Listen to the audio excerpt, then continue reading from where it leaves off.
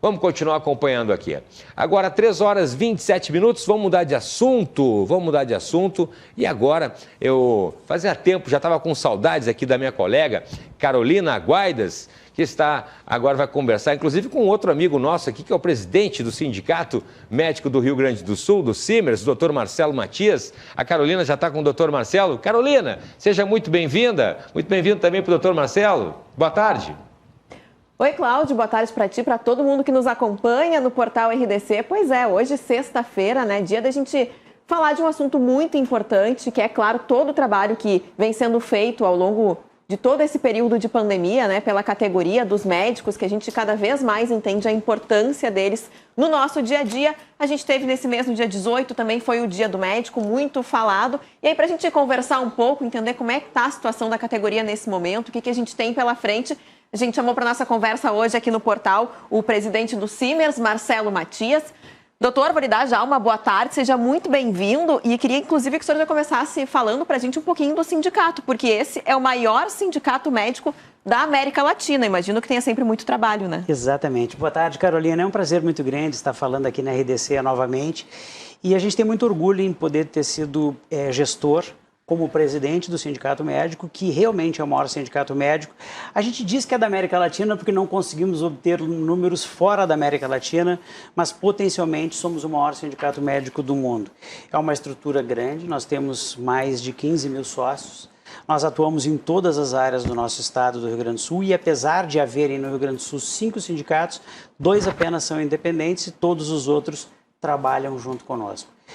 Como sempre, é uma estrutura que exige uma dedicação muito constante e a gente, como atua no estado inteiro, a gente pode dizer tranquilamente que nós, como os médicos, trabalhamos 24 horas por dia, porque em nenhum momento existe um médico que possa não precisar da nossa atuação e justamente por isso estamos presentes lá. E a gente sabe, sempre soube dessa importância, né, doutor? Mas nesse período de pandemia isso ficou claro, ainda mais evidente. A gente muitas vezes falou, muitas categorias, a gente acabou inclusive no dia a dia do jornalismo mostrando que entraram em greve. Imagina se os médicos entrassem em greve num período como esse, né? Então por isso que acho que esse trabalho é tão importante. Assim, o senhor vem já nessa última gestão com essas pautas importantes num período muito diferente. O que o senhor destaca dos trabalhos que foram feitos, sempre pensando também, né, no bem da categoria como um todo? Olha, Carolina, para nós a questão inicial da pandemia foi fundamental. Nós temos um orgulho de ter sido talvez a primeira entidade nacionalmente a se atentar da importância da pandemia antes dela efetivamente ter iniciado e inclusive dela ter sido determinada como uma pandemia pela OMS.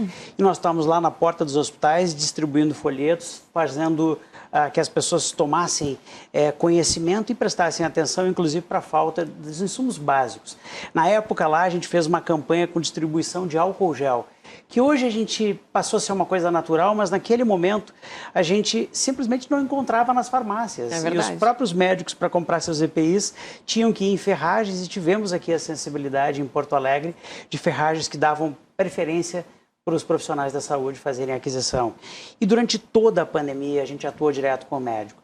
Lá no início, como ninguém sabia nada, a gente conseguiu criar um plantão de médicos para orientar os colegas, especialmente em locais mais distantes que não tivessem acesso, para orientação. E a gente foi evoluindo, trabalhando junto com o médico, até agora, no final, onde a gente criou por telemedicina um plantão de médicos especialistas, infectologistas, para orientar plantões do interior. Ou seja, junto com o poder público, em nome dos médicos e ao lado dos médicos, nós estivemos sempre ao lado da população. Então a gente tem muito orgulho do que a gente construiu, pela nossa capacidade de antecipar alguns passos e pela presença constante nesse momento muito difícil. E justamente o senhor falou sobre a telemedicina, surgiu principalmente nesse momento. A gente sabe também que era uma coisa nova, serviu muito, ajudou muito, muita gente também nesse período. Como é que vocês pensaram também nessas novas iniciativas, incluindo a telemedicina, que deu certo? Eu imagino que agora, daqui para frente, permaneça também, né? Eu não tenho dúvida que vai permanecer. A medicina, por característica, tem um avanço científico muito grande. A medicina, a informática, a engenharia, caracteristicamente evoluem a cada dia.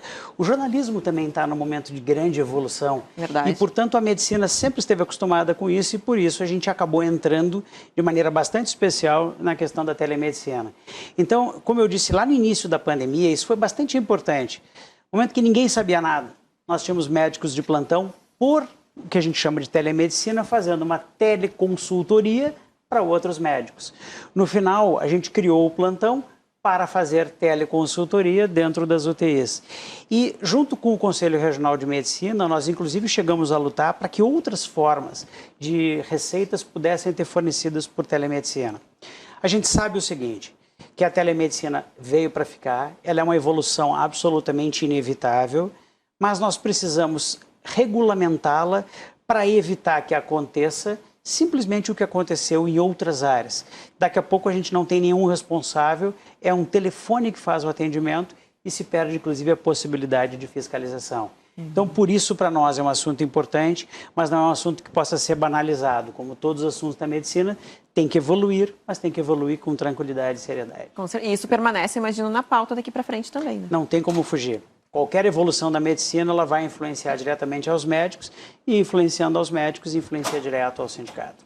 Bom, queria que o senhor falasse também um pouquinho das iniciativas que o sindicato, né, propõe para todas as pessoas que são os médicos associados, né? O que o senhor destaca também nesse sentido durante a gestão? Uma das coisas mais importantes é que nós fomos uma gestão que assumiu depois de 20 anos de uma outra gestão. E, portanto, quando assumimos diante de um conjunto de premissas, promessas e ideias. Então, o que a gente fez para a categoria? Historicamente, o que acontecia é que o Simers era voltado para poucos dirigentes, portanto, se criavam alguns nomes que tinham impacto, mas o grosso da categoria não tinha uma representação na ponta. Hoje, o que a gente fez? Nós dividimos o sindicato, cada um com a sua área de atuação e criamos novas lideranças. Então, por exemplo, no que diz respeito ao interior, já que o Simers tem aproximadamente 45%, 40% dos seus sócios no interior, nós dividimos o interior do estado, criamos 4 diretorias no interior e uma diretoria na capital, que fazem todo o estado e ativamente buscam pautas. Justamente para que aquele médico que está numa cidade menor lá na ponta seja sempre atendido e recebido por um médico. Além disso, a gente enxerga a importância de que áreas de atuação sejam fundamentais para o sindicato. Então, o sindicato criou núcleos de algumas especialidades. Criamos núcleo de obstetrícia, núcleo de psiquiatria, núcleo de pediatria, núcleo de atenção básica, todas elas vinculadas a áreas cujas políticas são fundamentais e cuja intervenção do sindicato possa fazer com que essas políticas venham a melhorar. E também criamos alguns núcleos de atuação fundamentais, dos quais tem vários, mas o que mais se destaca, me parece, é o núcleo do combate ao exercício ilegal da medicina, que nós conseguimos receber denúncias do país inteiro acerca do exercício ilegal da medicina e que é recebido por uma assessoria política, jurídica e médica que processa essas denúncias com o objetivo de defender o ato médico.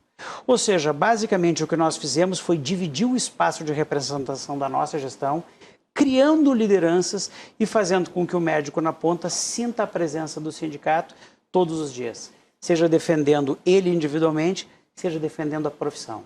E isso, para nós, é um orgulho muito grande, porque é uma revolução que fizemos num período muito curto, e um período curto ainda por cima com 2 maiores marcos. Termos substituído uma gestão de 20 anos, com todos os vícios e todas as características, e dos nossos 3 anos de gestão, 2 foram feitos dentro da pandemia. É um desafio e tanto, né? E, aliás, falando ainda sobre essa questão, uma pesquisa muito interessante foi feita, inclusive pelo sindicato, que apontou que mais da metade das pessoas tiveram esse esgotamento mental, né? Que a gente sabe o quanto o médico trabalhou nesse período. E os números, eu acho que chamaram muita atenção também, né, doutora, em relação à questão psicológica dos médicos. Eles são muito importantes. Nós temos um núcleo de psiquiatria que é capitaneado por psiquiatras de renome no nosso estado e que criaram um conjunto de ações que são fundamentais para os médicos na ponta. Uma das coisas que eles fizeram foi entender como é que o médico estava se sentindo diante dessa situação. E o que acontece é que nós descobrimos que o excesso de trabalho, as dificuldades de condição de trabalho que os médicos tiveram, as pressões múltiplas que ocorreram da politização, especialmente no momento da pandemia, o exagero de carga de trabalho e uma carga de trabalho pesada, com perda de pacientes, com dificuldades com medicações, com pressões feitas por entes externos, colocou esse médico numa situação muito próxima do burnout, numa proporção muito grande. Então, o que nós fizemos em relação a isso? Nós criamos, por exemplo, o Sim Mental, que é uma entidade dentro do sindicato que oferece aos médicos consultas com psicólogos e psiquiatras a preços mais tranquilos, para que eles possam também ter dentro do sindicato parte do seu tratamento, do seu conforto.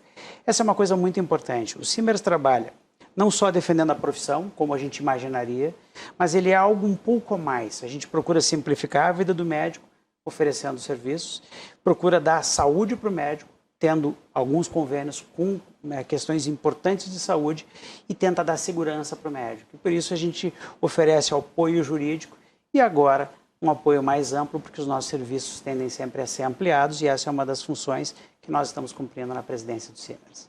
Bom, outra bandeira que foi levantada também pelo sindicato foi, claro, da vacinação, né? Extremamente importante, né? Não tem como a gente ir contra a ciência, e o reforço também com a terceira dose, né? O Simers teve uma atuação muito importante na questão da vacinação, porque lá antes, quando ela estava mal surgindo, nós tentamos comprar a vacina. E tentamos de todas as formas, inclusive fazendo acordos com a Fiergs, que sempre foi um parceiro do Sindicato Médico, para tentar fazer a aquisição para os médicos. Inclusive, na ocasião, Carolina, a gente propôs a compra de uma vacina e a doação de uma vacina para a população. Mas foi impossível porque o governo acabou centralizando as vacinas. Quando elas chegaram, nós lutamos para que os profissionais de saúde estivessem na frente da vacinação. Até porque tivemos muitos médicos que faleceram justamente pela doença, por estarem expostos. E aí nós conseguimos isso. Quando conseguimos, fizemos um acordo com algumas prefeituras, se destaca a Prefeitura de Porto Alegre, que nos ofereceu as vacinas, e nós fizemos uma primeira rodada e uma segunda rodada. Depois disso, a ciência foi evoluindo e começou a parecer importante a necessidade de uma terceira dose da vacina. E é justamente isso que fomos buscar, inclusive em Brasília. E agora já fizemos um dia de terceira dose para quem tinha feito a Coronavac lá no início. Agora, dia 6 de novembro, vamos ter uma segunda rodada, também de uma terceira dose, para o pessoal que fez a AstraZeneca. Ou seja, a gente nunca deixou de pensar naquele médico da ponta, até porque nem todos estão dentro de um hospital onde eles conseguem fazer a vacina. Claro. E até vou colocar aqui no teu programa uma novidade para os médicos. Opa. A gente está assinando hoje um acordo com um laboratório que possibilita um diagnóstico adequado da imunidade para quem teve a Covid ou vacinou, que vai oferecer para os médicos sindicalizados e para os seus parentes um preço mais adequado e mais barato para a execução do exame. Porque para nós também é importante sabermos se estamos ou não com um grau de imunidade, até para podermos atender com mais tranquilidade os nossos pacientes. Então, estamos assinando hoje esse contrato, que é um contrato que vai vigorar por muito tempo, e é uma das funcionalidades que o Simers tem. Oferecemos com isso um pouco mais de saúde, um pouco mais de tranquilidade para os nossos colegas. Que bom, boa notícia, então, em primeira mão aqui no portal RDC, sempre importante, né? A gente pensar também nos benefícios que vem junto agora também com a vacinação. Doutor Marcelo, já vou agradecer, claro, pela tua participação aqui com a gente. Queria que você deixasse também aí uma mensagem, né, para todos os associados, afinal de contas são mais de 15 mil, nesse que é o maior sindicato aí da América Latina, né, em relação ao sindicato médico. Aos meus colegas eu gostaria de dizer que, em primeiro lugar, do ponto de vista pessoal, é um orgulho muito grande poder ter estado à frente do sindicato médico nos últimos quase 3 anos. Mas mais do que isso, saibam que o sindicato é uma estrutura dos médicos para os médicos, que vai lutar 24 horas por dia na sua defesa. E quando a gente está defendendo a sua condição de trabalho, a sua tranquilidade, a sua remuneração, a sua segurança, nós vamos estar lutando junto pelos nossos pacientes. Não existe nenhum lugar do mundo que tenha boa qualidade de saúde se os médicos não têm boa condição de trabalho. Então, a gente faz questão de fincar o pé. A gente defende com coragem, com honestidade, com a verdade sempre ao nosso lado, a profissão, porque a gente sabe que defendendo o médico, a gente está defendendo a saúde e, portanto, estamos defendendo a sociedade como um todo, e essa é a nossa função institucional, que temos muito orgulho em ter cumprido nos últimos 2 anos e 10 meses. Bom, pelos dados mostrados aqui, um trabalho, claro, sempre muito bem feito. Doutor Marcelo Matias, presidente do Sindicato Médico do Rio Grande do Sul, obrigada pela tua participação. Então, com essas boas notícias, devolvo para ti aí no estúdio, Cláudio. Obrigado, Carolina Guaidas.